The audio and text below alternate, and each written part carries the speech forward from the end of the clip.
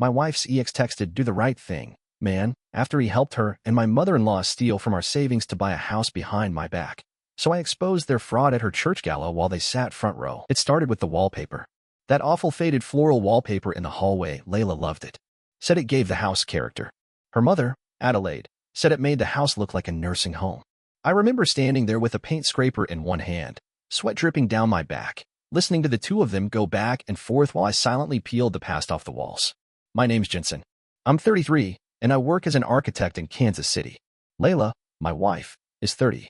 She teaches second grade at a public school and is about 8 months pregnant with our first child. We live in an old 2-bedroom fixer-upper in a neighborhood people call transitional, which is a polite way of saying it's still got bars on some windows and the sidewalks buckle in places. But the house? It's ours. We bought it together, cheap, and we've been rebuilding it, brick by brick. Or at least I have. Layla helps when she can, but mostly, it's been me. Late nights after work. Weekends instead of golf.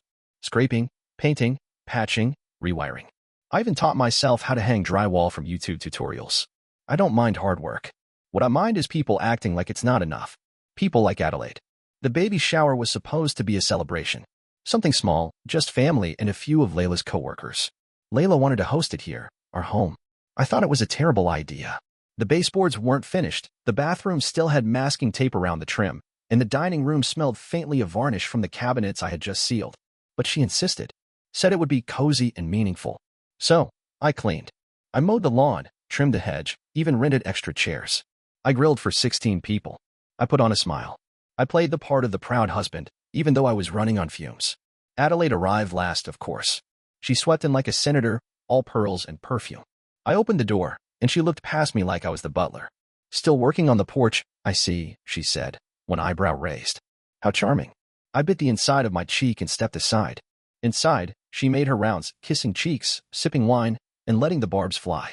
When she got to Layla, who was glowing in a pale blue dress, Adelaide looked around and said, loud enough for the whole room to hear, "I hope you don't regret settling down so fast." Imagine what kind of place you could be living in if you'd waited for someone with prospects. A few people chuckled nervously. Layla just rolled her eyes and patted her belly like it was a joke she'd heard before. Me? I stood there with a tray of deviled eggs, my face burning. The rest of the party was a blur. I played host like I wasn't dying inside. Smiling, grilling, pouring drinks. Adelaide made a point of complimenting the neighbor's landscaping, right in front of me. I caught Layla laughing with her later, like it was all harmless fun. "That's just how Mom is," she whispered when I finally confronted her in the kitchen. "She embarrassed me in our own home," I said. "In front of everyone." Layla just shrugged. "She's opinionated. You know that." I didn't say what I really wanted to. That I was tired of swallowing my pride like cough syrup. That I was tired of pretending it didn't hurt when her mother acted like I was a charity case. I just nodded, grabbed a trash bag, and started cleaning up. That was the moment it changed. The moment I stopped feeling like this house was mine. Like this life was mine. I had built these walls with my bare hands, but suddenly, I felt like a stranger inside them. And Adelaide? She knew exactly what she was doing. Because humiliation was just the first step. The baby shower was 2 weeks ago, but the sting hadn't faded. I kept thinking about Adelaide's voice echoing in our living room, her words like termites chewing through my foundation. I tried to let it go. Focused on work. Focused on finishing the nursery. But something in Layla had shifted too, and I couldn't ignore it anymore. It started small. Her phone, for one. She used to leave it out on the counter, charging in the kitchen at night.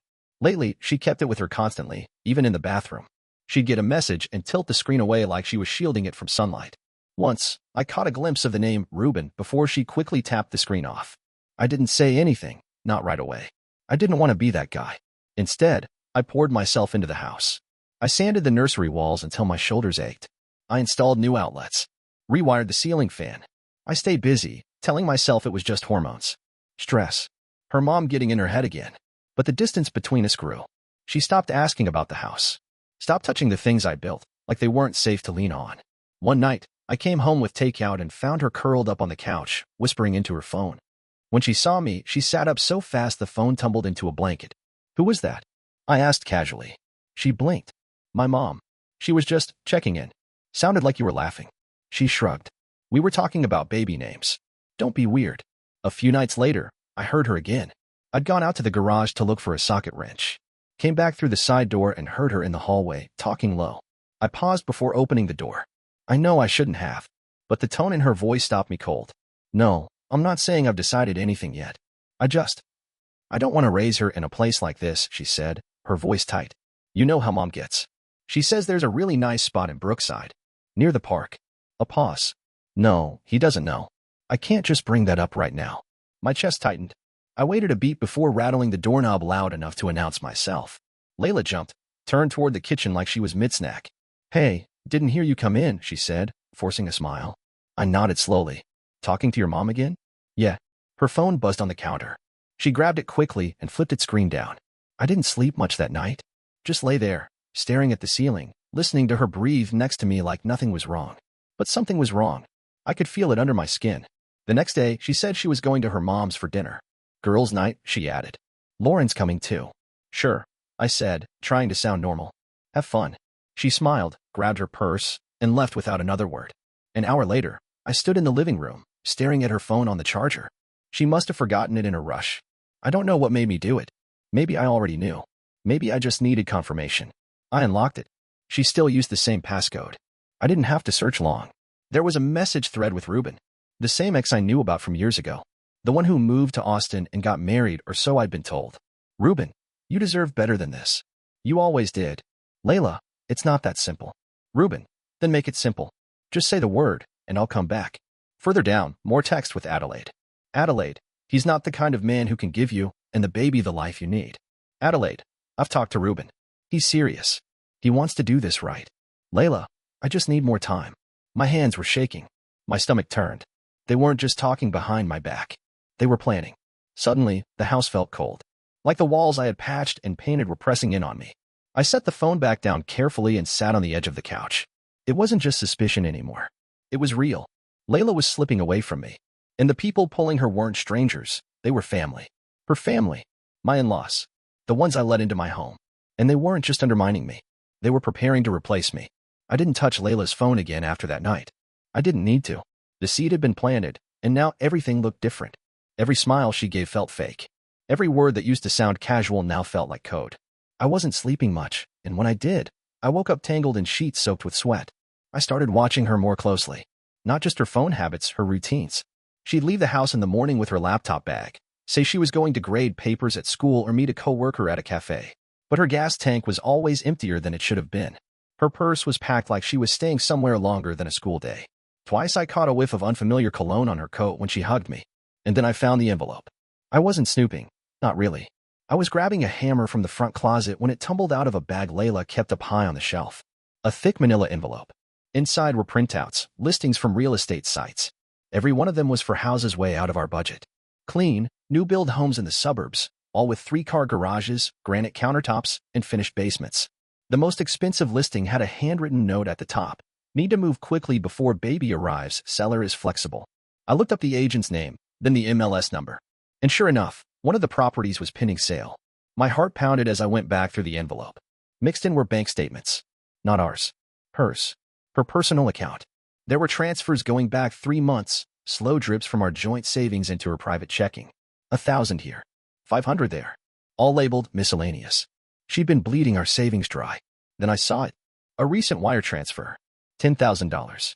Sent directly to a realtor's holding account, marked initial down payment. My name wasn't on it. Ruben's was. I waited until she got home that night. I sat in the kitchen, the envelope spread out on the table, lit by the overhead lamp like a crime scene. She walked in, smiling like she didn't know her world was about to change. Hey, she said, pulling off her boots. You're up late. Sit down. Her smile faded instantly. What's going on? I pushed the envelope toward her. You tell me. She opened it.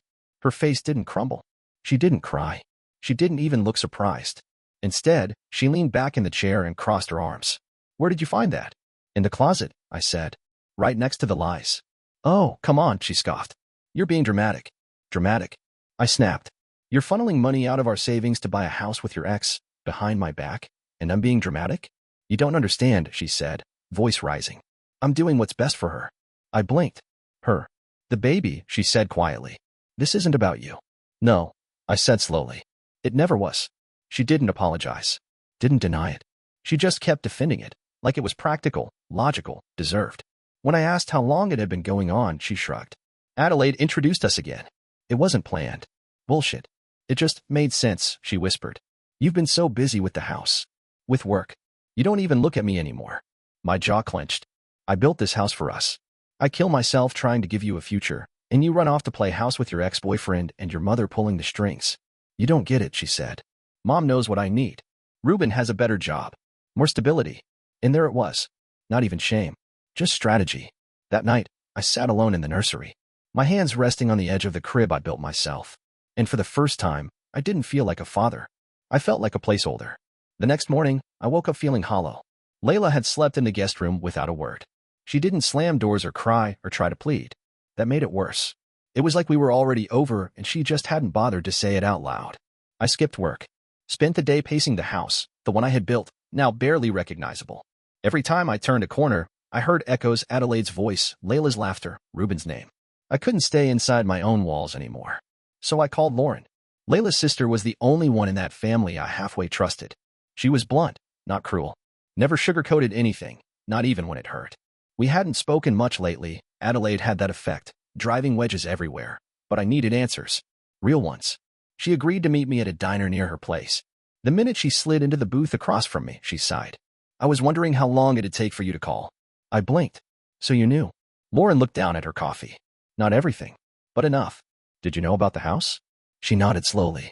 I saw a Zillow link on her phone a while back. Brookside. For beds, 2.5 baths. I asked about it, and she got all cagey. I stared at her. And Ruben? That made her flinch. Yeah, she whispered. I didn't want to believe it. But Mom's been pushing him back into the picture for months now. Talking about what's best for the baby and how you're unstable. I leaned back. Unstable. Lauren gave me a pain look. She's been telling people you're temperamental, controlling. Said she's worried for Layla and the baby. Dropping little hints.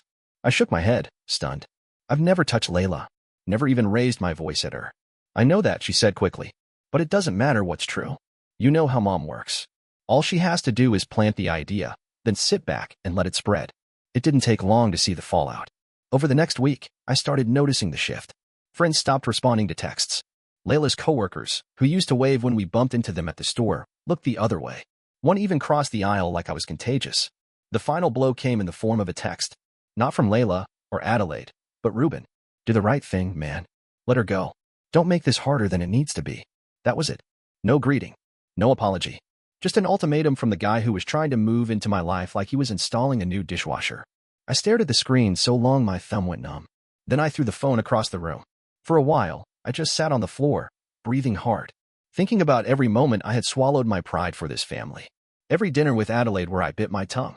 Every passive-aggressive jab Layla brushed off.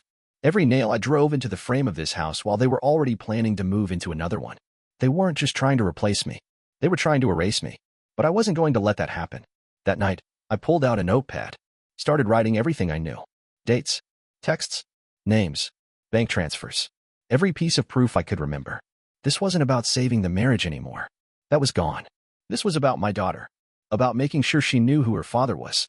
And making damn sure Adelaide never got to rewrite the story. I didn't know exactly what I was going to do yet. But I knew one thing for sure. I wasn't going down quietly. I spent the next 3 nights doing nothing but gathering receipts, literal and figurative. Every bank statement, every email backup, every screenshot of the text between Layla and Ruben that I'd forwarded to myself before deleting the thread. I built a folder thick enough to snap a cheap binder. Adelaide had started a war. I was finally suiting up to fight. But I knew I couldn't do it alone. So I called Otis. Otis and I met during our first job out of college. He wasn't the loudest guy in the room, but he saw everything. Calm under pressure, never quick to judge, the kind of person who never told you what you wanted to hear, only what you needed to. When I told him everything, he didn't interrupt. Just listened. His jaw twitched once, the only sign he was holding back rage, when I mentioned Adelaide accusing me of being dangerous. Man, he finally said, you need to expose her. I will, I said. I just don't know how yet. Otis leaned forward. You need something public. Something she can't lie her way out of. That's when it hit me, the gala. Adelaide was heavily involved in her church. St. Raymond's. She'd been the head of their women's ministry for years and was constantly plastering social media with photos of her shaking hands with city council members, grinning under those ugly banquet hall lights. And in 2 weeks, the church was throwing a huge charity gala to celebrate her decades of selfless service. The irony made me laugh out loud. I pulled up the church's donation records. Public filings. It didn't take long to find something wrong. Adelaide was listed as treasurer of the charity fund, and there were multiple red flags. Large, unexplained withdrawals. Multiple payments to a business account under a name I didn't recognize, Rivergreen Consulting. Otis helped me dig deeper. Rivergreen was a shell company. Rubens. The money Adelaide stole was used to float Rubens' failing business. And based on the way the timeline lined up, I had a strong suspicion it had also helped pay for the down payment on the house Layla and Ruben were buying together. Adelaide had leveraged her fake halo to funnel charity money into her daughter's escape plan. I printed it all.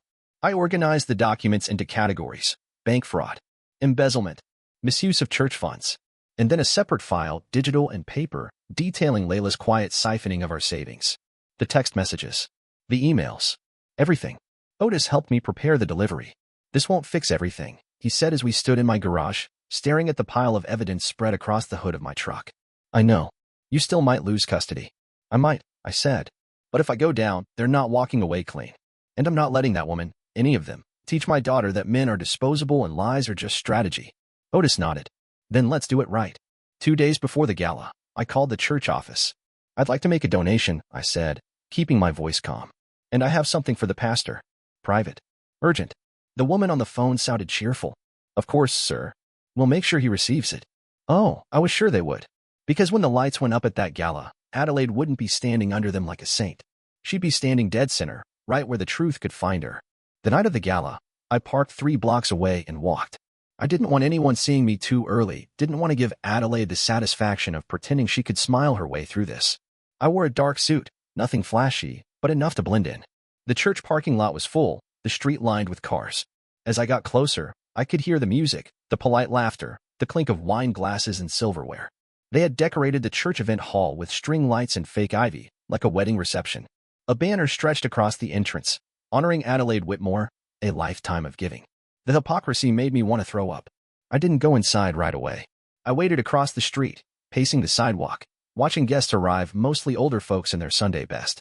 Layla pulled up with Adelaide 20 minutes after the start. She looked tired. Not sad, not angry. Just worn down, like someone trying to pretend a building wasn't on fire. Adelaide, though? She was beaming, handing out air kisses, floating through the doors like a damn queen. At 7:45 p.m., I crossed the street with the envelope tucked under my arm. Inside, the noise dulled to a warm murmur. I made a straight line for the registration table. A young guy in a blazer and name tag greeted me. Do you have a reservation, sir? No, I said, handing him the manila envelope. But I was asked to deliver this. For Pastor Harold. Personally. He looked at the label, then back at me. What's inside? Evidence of criminal activity, I said calmly.